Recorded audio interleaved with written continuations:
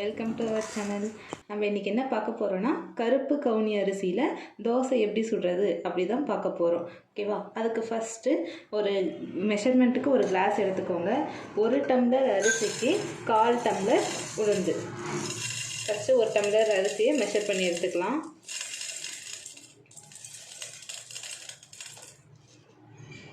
ஒரு டம்ளர் அரிசி எடுத்துச்சு.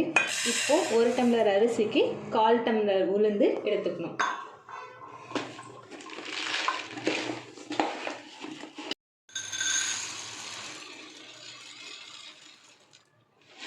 ஸோ 1 டம்ளர் அரிசி, அதே டம்ளரில் 1/4 டம்ளர் உளுந்து எடுத்தாச்சு.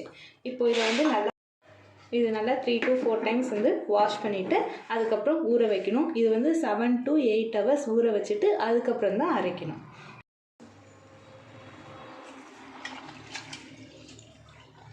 இதை நல்லா க்ளீனாக வாஷ் பண்ணணும். ஒரு 2 to 3 டைம்ஸ் வாஷ் பண்ணிவிடுங்க. வாஷ் பண்ணிவிட்டு அதுக்கப்புறம் திரும்பி ஊற வச்சுடுங்க.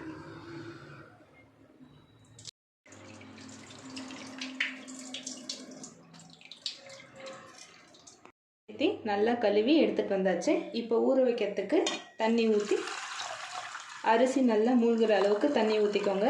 7 to 8 ஹவர்ஸ் ஊற வைக்கணும்.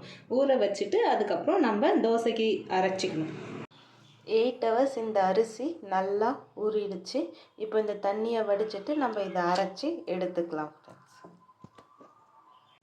தண்ணி வடித்து எடுத்தாச்சு.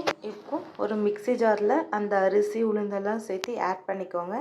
ஆட் பண்ணிவிட்டு அரைச்சி எடுத்துகிட்டு வந்துடலாம். இப்போது மாவு இப்போது அரைச்சி எடுத்தாச்சு. இதை அப்படியே 1 ஹவர் மூடி வச்சுடுங்க. நல்லா பொங்கி வந்ததும் தோசை ஊற்றுற அளவுக்கு நம்ம கரைச்சி அதை நம்ம தோசை ஊற்றி எடுத்துக்கலாம்.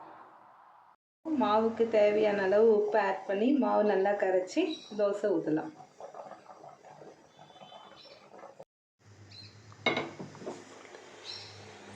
தோசைக்கல் சூடு ஏறினதும் நம்ம தோசை ஊற்றலாம்.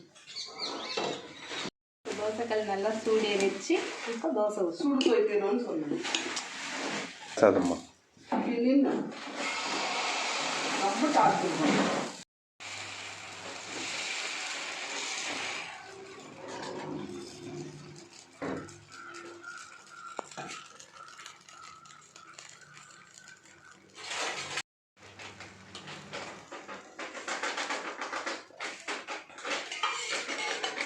லைட்டாக மேலே ஆயில் அப்ளை பண்ணலாம்.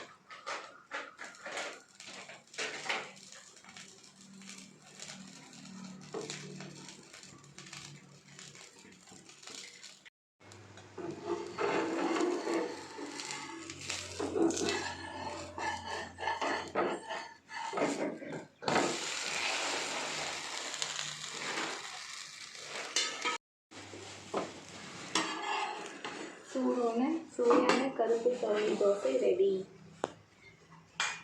இப்போது சைடிஷ் பருப்பு சாம்பார், பருப்பு முருங்கைக்காய் சாம்பார்.